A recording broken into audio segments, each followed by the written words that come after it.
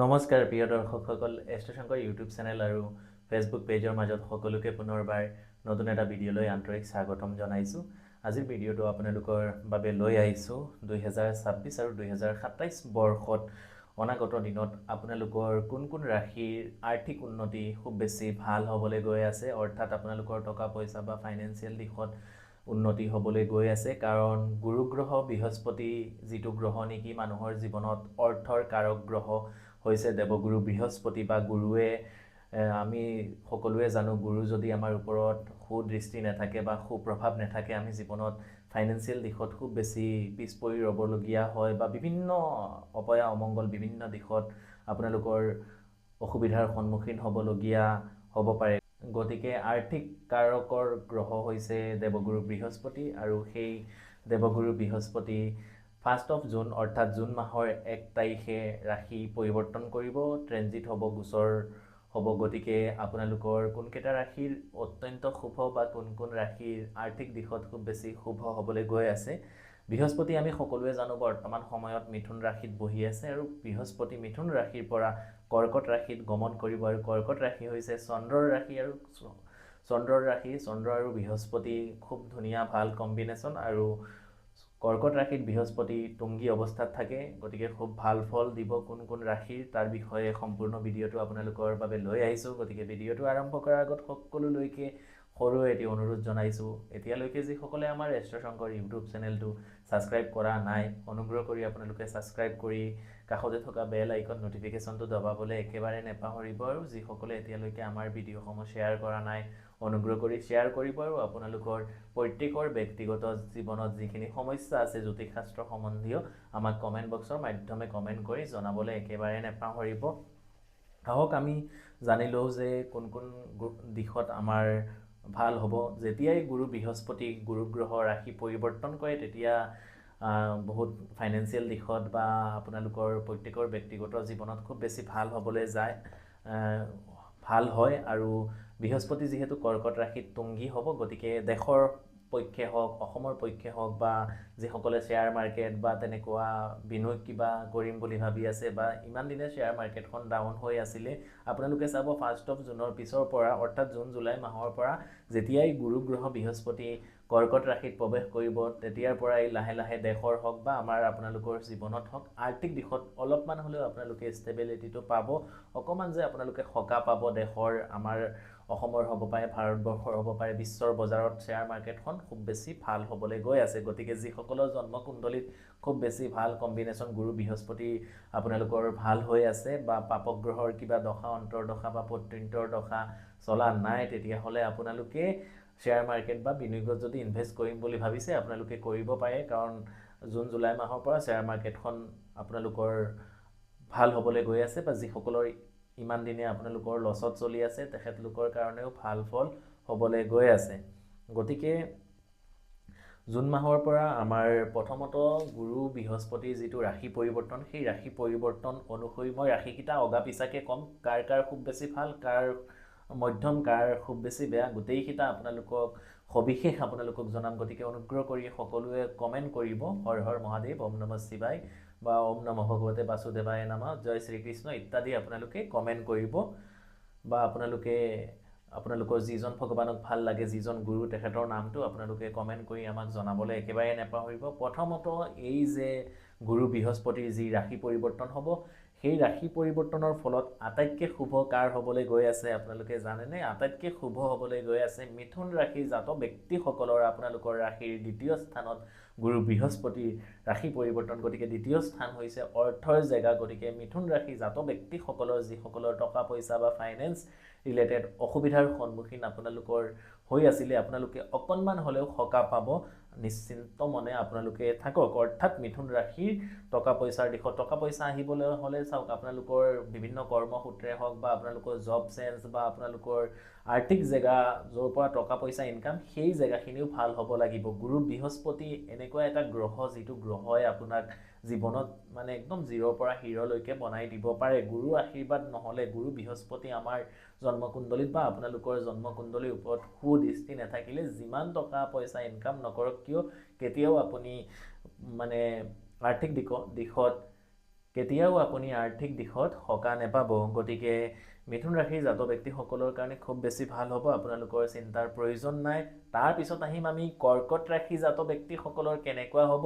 কৰ্কট ৰাশি জাতক ব্যক্তিসকলৰ আৰ্থিক জেগাটো যদি আমি চাওঁ, আপোনাৰ ৰাশিতে বৃহস্পতি বহিব, গতিকে তুংগী হ'ব বৃহস্পতি আপোনাৰ নিজৰ ৰাশিত। কৰ্কট ৰাশি জাতক ব্যক্তিসকলৰ আৰ্থিক দিশত আপোনালোকৰ খুব বেছি শুভ ফল, আপোনালোকে আৰ্থিক দিশত উন্নতি কৰিবলৈ সক্ষম হ'ব। যিসকলৰ বহুদিনৰ পৰা চাকৰি পৰিৱৰ্তন বা আৰ্থিক দিশত ব্যৱসায় বাণিজ্যৰ ক্ষেত্ৰত উন্নতি হোৱা নাছিলে, কৰ্কট ৰাশি জাতক ব্যক্তিসকলৰ এই জুন মাহৰ পিছৰ পৰা আপোনালোকৰ অহা এবছৰলৈকে আপোনালোকৰ খুব বেছি ভাল বা শুভ ফলখিনি পাবলৈ গৈ আছে কৰ্কট ৰাশি জাতক ব্যক্তিসকলে।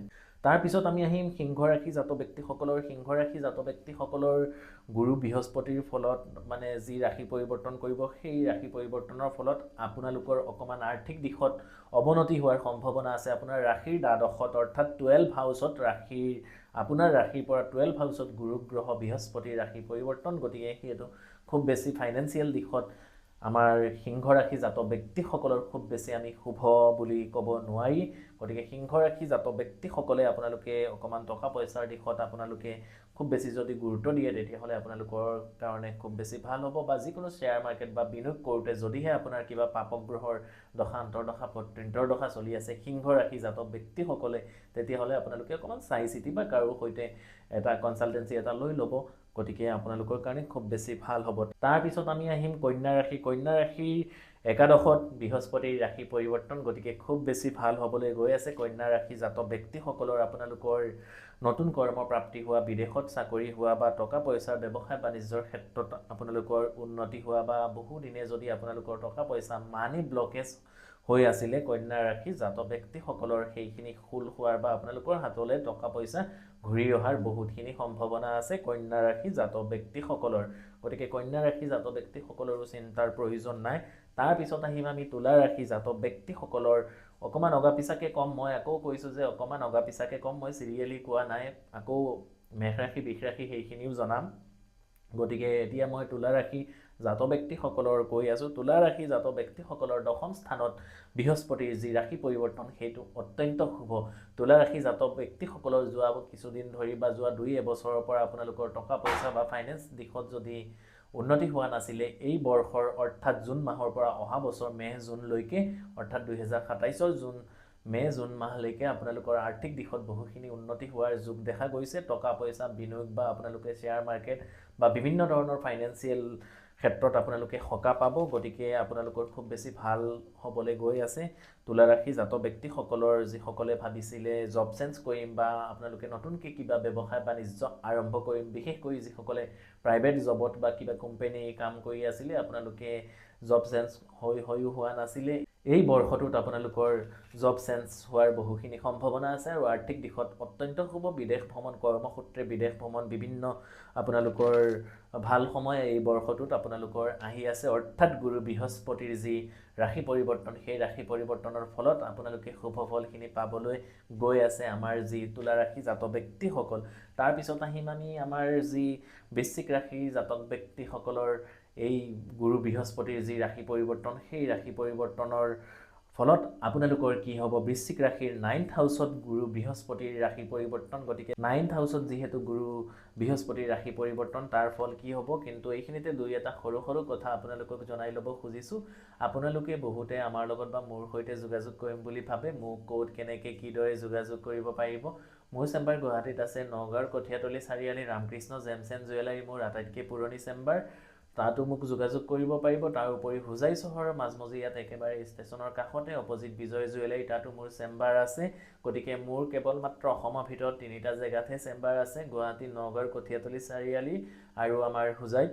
গতিকে যিসকলে যোগাযোগ কৰিম বুলি ভাবিছে, আপোনালোকে অনুগ্ৰহ কৰি ভিডিঅ'ৰ ডিছক্ৰিপশ্যনত আমাৰ হোৱাটছআপ নাম্বাৰটো দিয়া থাকে, স্ক্ৰীণতো আমাৰ হোৱাটছআপ নাম্বাৰটো দিয়া থাকে।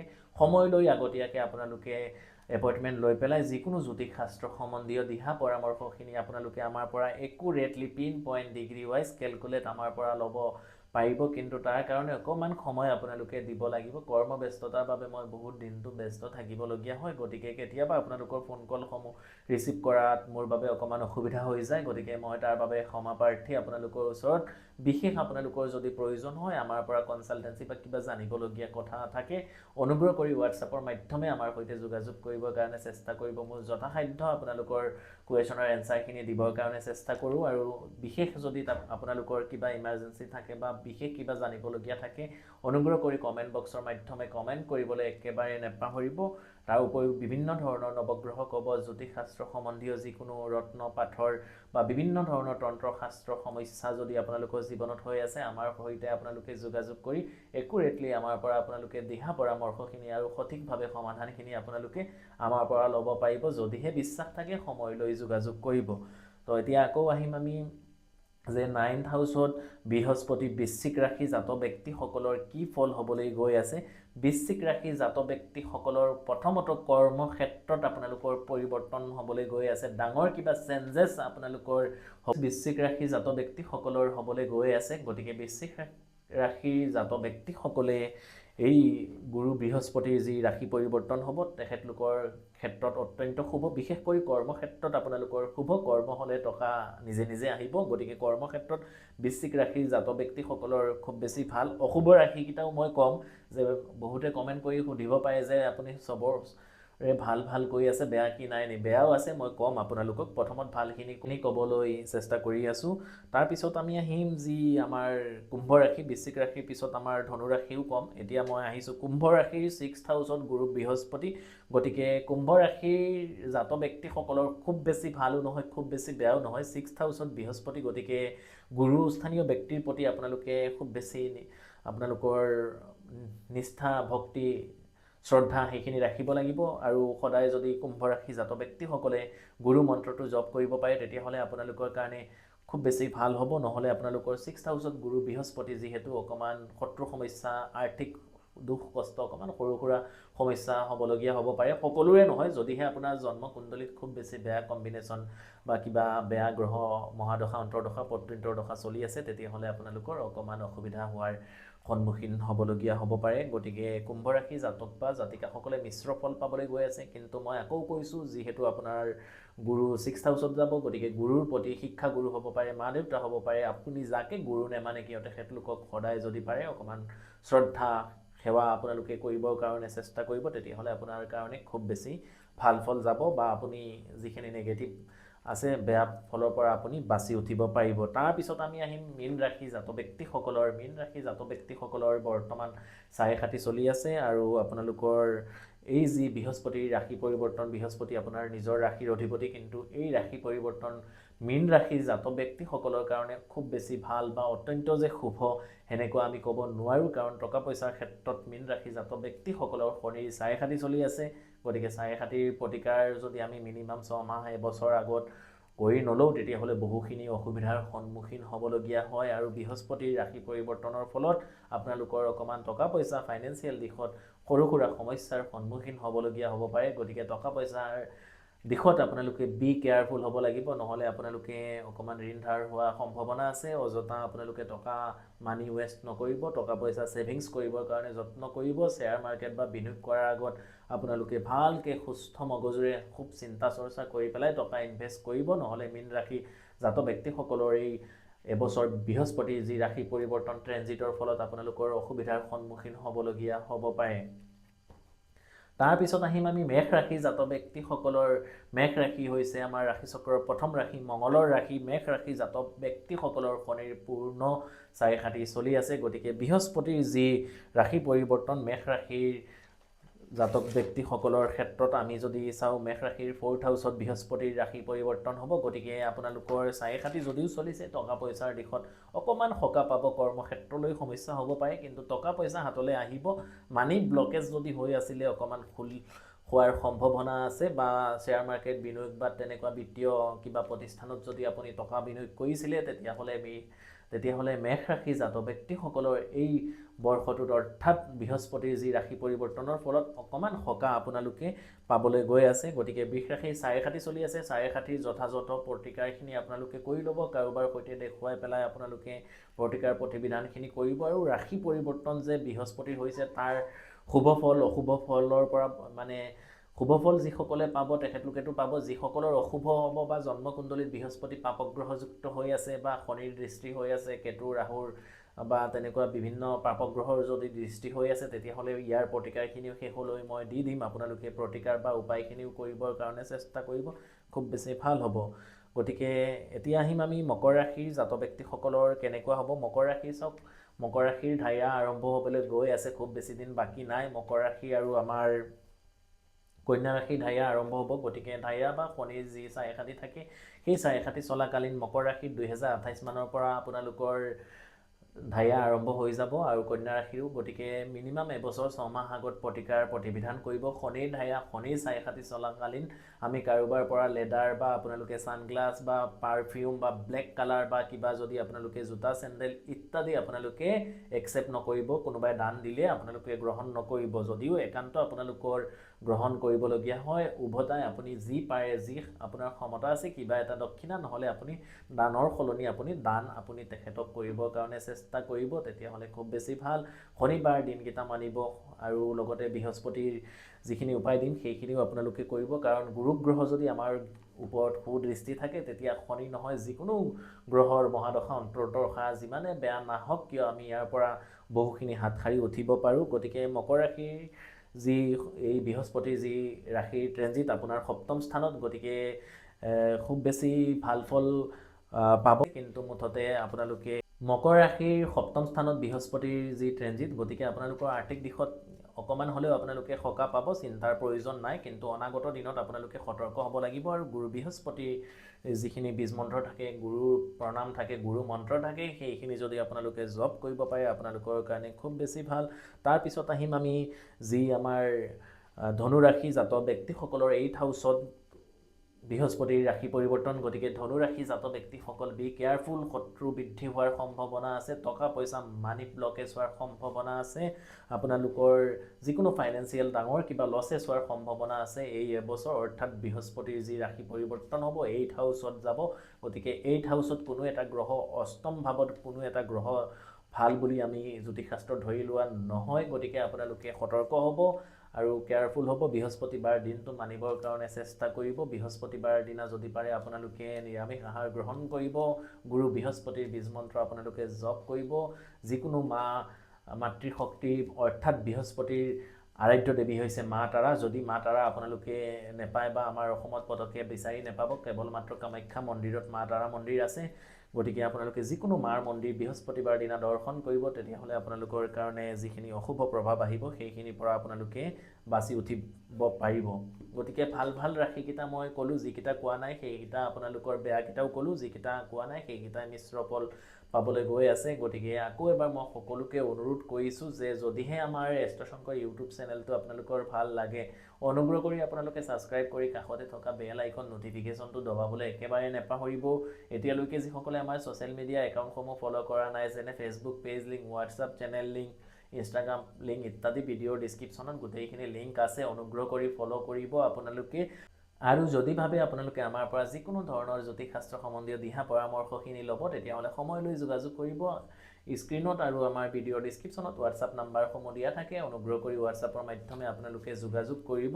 গতিকে এতিয়া মই আহিম আপোনালোকে প্ৰতিকাৰ হিচাপে কি কৰিব। তাতে আপোনালোকে কৰিব লাগিব 5টা বৃহস্পতিবাৰ আপোনালোকে যিকোনো মন্দিৰত গৈ পেলাই যিকোনো পূজাৰী মানুহক আপোনালোকে ভোজনিৰ সৈতে অকণমান হালধীয়া ৰঙৰ বস্ত্ৰ আপোনালোকে দান কৰিব লাগিব আৰু অকণমান বুটৰ দালি বা মগু দালি য়েল্ল' কালাৰৰ অৰ্থাৎ হালধীয়া ৰঙৰ দালি আপোনালোকে দিব লাগিব। আৰু ৰাতিপুৱালে আপোনালোকে যেতিয়া গা ধুৱে সেই গা ধোৱা পানীত অকণমান হালধি গুড়ি বা কেঁচা হালধিৰ ৰস আৰু অকণমান গাখীৰ পানী দি পেলাই আপোনালোকে গা ধুব। হ'ব তেতিয়াহ'লে আপোনালোকৰ কাৰণে খুব বেছি ভাল হ'ব কোনো এটা বৃহস্পতিবাৰ দিনাৰ পৰা আপোনালোকে কেঁচা হালধি আৰু অকণমান মৌৰে সৈতে চুবাই কণ্টিনিউৱাছ 90 ডেইজ খাব তেতিয়াহ'লে গুৰু বৃহস্পতিৰ ৰাশি পৰিৱৰ্তনৰ ফলত যিকেইটা ৰাশিৰ অকণমান অসুবিধা বা বেয়া হ'ব সেইকেইটা ৰাশি বাচি উঠিব পাৰিব গতিকে প্ৰতিকাৰখিনিও কৰিব তাৰ উপৰিও আপোনালোকে কাৰোবাৰ সৈতে দিহা পৰামৰ্শখিনি ল'ব বা আমাৰ সৈতেও আপোনালোকে নিজৰ জন্মকুণ্ডলী দেখুৱাব পাৰিব যদি বিশ্বাস থাকে গতিকে সেই নিয়ম বা উপায়খিনি কৰিব অনাগত দিনত আমাৰ চেনেলত